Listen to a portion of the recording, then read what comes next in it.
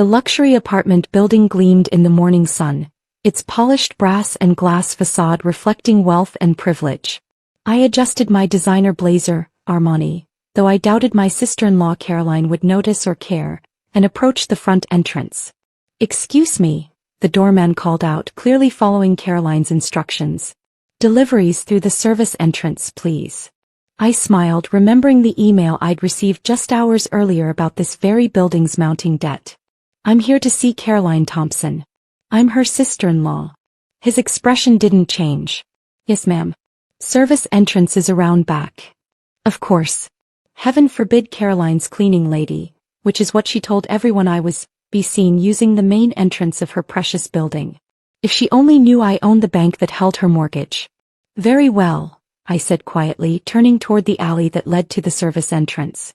My Louboutins clicked against the concrete, each step fueling my satisfaction about what was coming.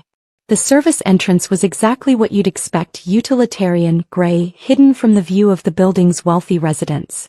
A fitting metaphor, really, for how Caroline and my brother James had treated me for the past decade. "You're late," Caroline snapped as she opened the door, her designer kaftan floating around her like an overpriced cloud. "The bathroom needs attention and we're having guests for dinner." I stepped into their penthouse apartment, taking in the expensive furnishings that were all leveraged to the hilt. The art on the walls copies, though Caroline claimed they were originals. The antique vases reproductions she'd bought at auction, passing them off as authentic. "Actually," I said, setting my briefcase on their marble counter, "I'm not here to clean." Caroline's perfectly Botoxed forehead attempted to furrow. "What do you mean? James said you needed the work. After that embarrassing business with your investment company failing." Ah yes, the story James had spread through the family. His little sister's failed attempt at finance, now reduced to cleaning houses. He'd conveniently left out the part where my failed company had been acquired for 8 figures, allowing me to quietly buy into one of the largest banking conglomerates in the country. About that, I opened my briefcase, extracting a folder. "We need to discuss your mortgage." "My mortgage?" She laughed, the sound as fake as her designer bags. "Why would I discuss my mortgage with the help?" "Because," I said, laying out the documents, "First Metropolitan Bank is calling in your loan. All of them, actually." The color drained from her face as she recognized the bank's letterhead. "What are you talking about?" "We have an arrangement with First Metropolitan." "Had an arrangement," I corrected. "The bank's new ownership has different policies regarding high-risk borrowers." "New ownership?" Her voice rose an octave. "Since when?" "Since I bought controlling interest 6 months ago." The sound of breaking ceramic drew our attention. James stood in the doorway, the remains of his coffee mug scattered at his feet. "Elena." His voice cracked. "What are you doing here?" "Hello, brother dear," I smiled. "I was just explaining to Caroline about the changes at First Metropolitan. You know, the bank holding your numerous mortgages, business loans, and..." I checked the papers. Quite a few personal loans as well." James stepped forward, his expensive loafers crunching on ceramic shards. "This is some kind of joke." "No joke," I said, laying out more documents. "First Metropolitan Bank, under my leadership, is reviewing all its high-risk portfolios. Your loans, well, let's just say they don't meet our new standards." But you're a cleaning lady," Caroline sputtered. I raised an eyebrow. "Am I? Or is that just what you wanted to believe because it made you feel superior?" The penthouse's air conditioning hummed quietly as James and Caroline struggled to process what was happening. Through the floor-to-ceiling windows, the city sprawled below, a city where I now controlled more real estate than they could imagine. "This is impossible," James finally managed. "The cleaning service was a convenient story you made up," I finished for him. "Tell me, did it make you feel better spreading rumors about my failed business? Did it help your ego to tell everyone your little sister was scrubbing toilets?" Caroline sank onto their Italian leather sofa, her kaftan deflating around her. "The loans, how much?" "Let's see," I consulted the papers with exaggerated care. "The penthouse mortgage $4.2 million outstanding. The Hamptons house $6.8 million. James's business loans $12 million. Personal loans, credit lines and various other debts Altogether, you owe my bank approximately $28 million. We can work something out, James said quickly, his sales persona emerging. Elena, we're family. Family. I laughed, but there was no warmth in it. Was it family when you told potential investors my company was failing? When you spread rumors that drove away my clients? When you let your wife treat me like a servant? Caroline flinched. We didn't.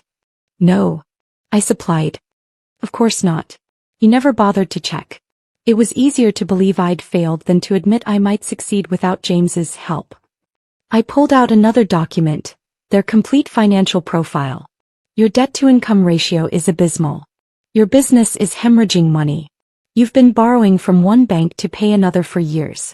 Did you really think it could last forever? James loosened his tie, sweat beading on his forehead. What do you want? Want? I raised an eyebrow. I don't want anything. This is just business. First Metropolitan is calling in your loans. All of them. You have 48 hours to pay in full. 48 hours? Caroline's voice rose to a shriek. That's impossible. We don't have that kind of liquid capital. No, I agreed, you don't. Which means bankruptcy is your only option.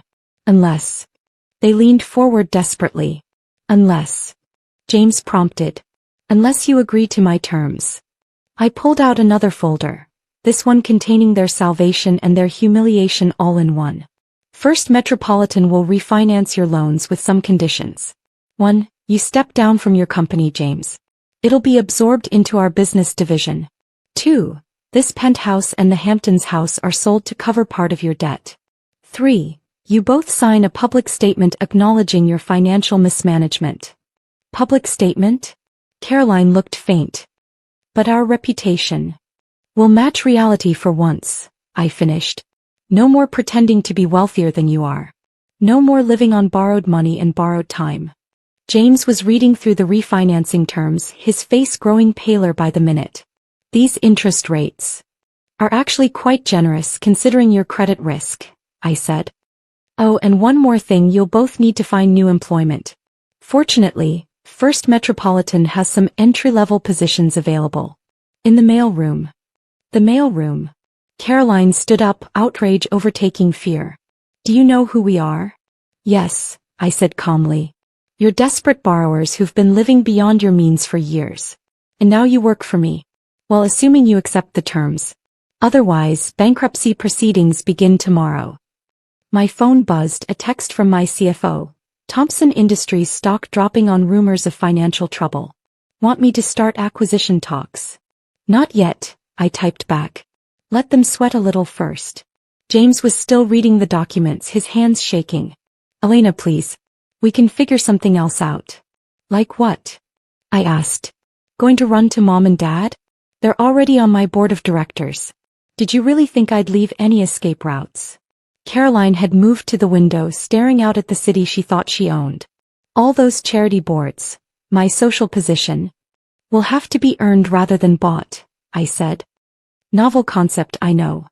My phone buzzed again, this time from building management. New entrance protocols in effect as requested.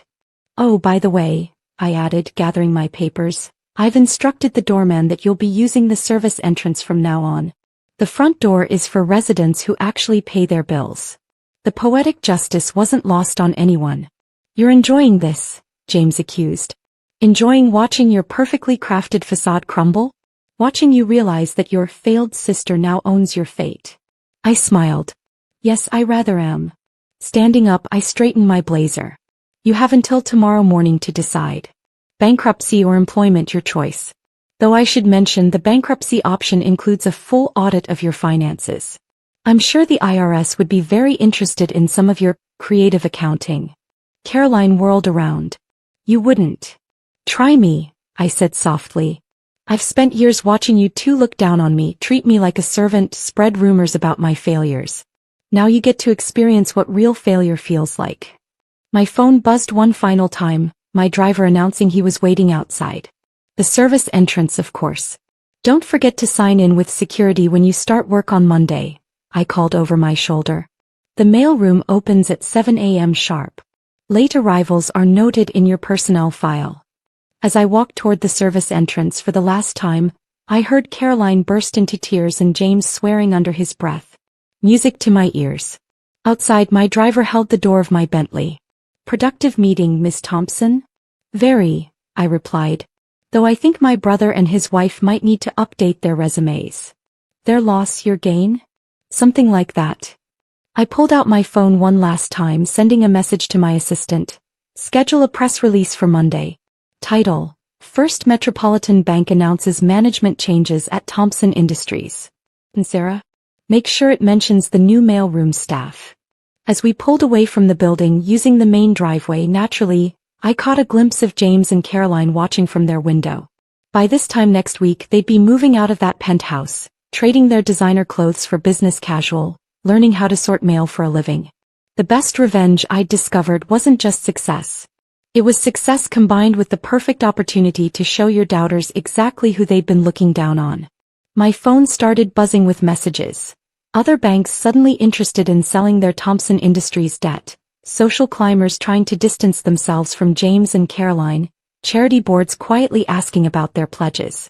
The house of cards was falling and I had front row seats. Another text from my CFO. Thompson Industries stock down 40%. Ready to start acquisition talks now? I smiled, typing back. Not yet. Let's wait until they're sorting mail in our basement. Then we'll buy their company for pennies on the dollar.